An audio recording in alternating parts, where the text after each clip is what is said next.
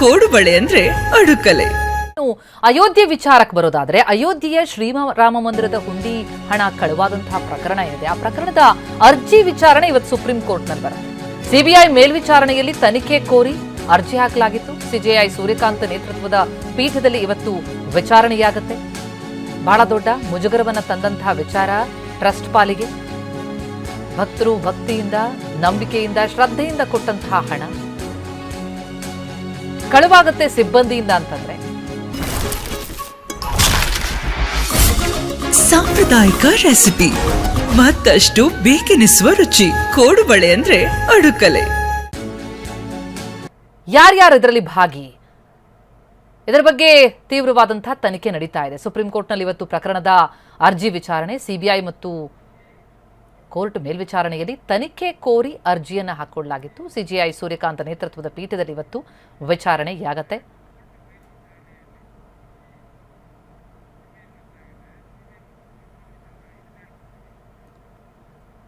ಅಂದ್ರೆ ಇಲ್ಲಿ ಪ್ರಮುಖವಾಗಿ ಇವತ್ತು ಪ್ರಕರಣದ ಅರ್ಜಿ ಏನು ಅಂತಂದ್ರೆ ಸಿಬಿಐ ಮತ್ತು ಕೋರ್ಟ್ನ ಮೇಲ್ವಿಚಾರಣೆಯಲ್ಲಿ ತನಿಖೆ ಕೋರಿ ಏನು ಅರ್ಜಿ ಹಾಕೊಳ್ಳಲಾಗಿತ್ತು, ಆ ಅರ್ಜಿಯ ವಿಚಾರಣೆ ಇವತ್ತು ಸಿಜೆಐ ಸೂರ್ಯಕಾಂತ್ ನೇತೃತ್ವದ ಪೀಠದಲ್ಲಾಗತ್ತೆ.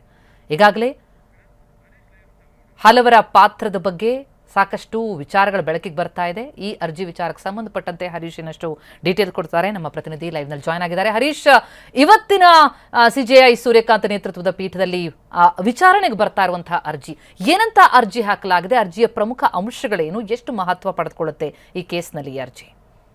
ಪ್ರತಿಮಾ, ಅಯೋಧ್ಯೆಯ ರಾಮ ಮಂದಿರದ ಹುಂಡಿ ಕಳ್ಳತನ ಪ್ರಕರಣ ಏನಿದೆ, ಈಗಾಗಲೇ ಉತ್ತರ ಪ್ರದೇಶ ಸರ್ಕಾರ SITಯನ್ನು ರಚನೆ ಮಾಡಿದೆ.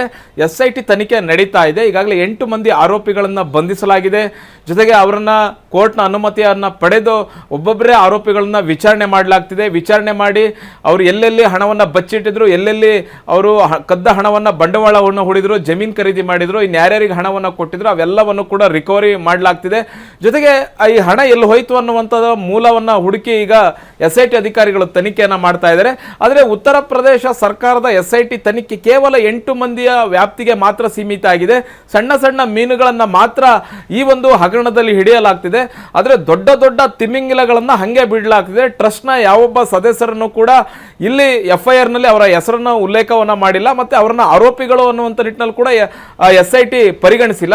ಹೀಗಾಗಿ ಟ್ರಸ್ಟ್ನಲ್ಲಿರ್ತಕ್ಕಂಥ ಸದಸ್ಯರ ಆಶೀರ್ವಾದದಿಂದಲೇ ಇವೆಲ್ಲ ಆಗಿರುವಂತಹ ಸಂಘಟಿತವಾಗಿ ಈ ಹುಂಡಿ ಕಳ್ಳತನ ಆಗಿದೆ.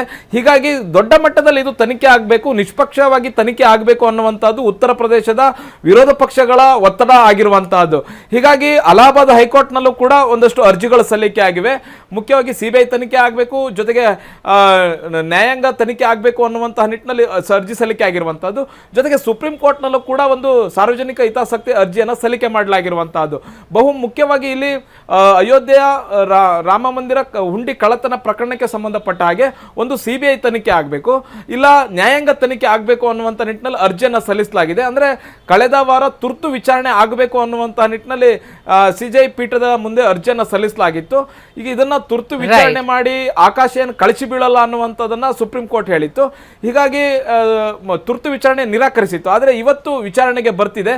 ಇವತ್ತು ವಿಚಾರಣೆಗೆ ಬಂದಂಥ ಸಂದರ್ಭದಲ್ಲಿ ಸುಪ್ರೀಂ ಕೋರ್ಟ್ ಯಾವ ರೀತಿಯಾದಂಥ ನಿಲುವನ್ನು ತೆಗೆದುಕೊಳ್ಳುತ್ತೆ? ಯಾಕಂತಂದ್ರೆ ಅಯೋಧ್ಯೆ ರಾಮ ಮಂದಿರ ತೀರ್ಪನ್ನು ಕೊಟ್ಟಿದೆ ಸುಪ್ರೀಂ ಕೋರ್ಟ್, ಟ್ರಸ್ಟ್ ಆಗಬೇಕು ಅಂತ ಹೇಳಿದ್ದೆ ಸುಪ್ರೀಂ ಕೋರ್ಟ್, ಮತ್ತೆ ಟ್ರಸ್ಟ್ ಹೇಗಿರಬೇಕು ಅಂತ ಹೇಳಿದ್ದೆ ಸುಪ್ರೀಂ ಕೋರ್ಟ್. ಹಾಗಾಗಿ ಈಗ ಸುಪ್ರೀಂ ಕೋರ್ಟ್ನ ಮುಂದೆ ಈಗ ಈ ವಿಚಾರ ಬಂದಂತ ಸಂದರ್ಭದಲ್ಲಿ ಸುಪ್ರೀಂ ಕೋರ್ಟ್ನ ನಿಲುವು ಅತ್ಯಂತ ಬಹಳಷ್ಟು ಮುಖ್ಯ ಆಗಿರುತ್ತೆ. Pratima, thank you so much Harish. ಕೋಡುಬಳೆ ಅಂದ್ರೆ ಅಡುಕಲೆ.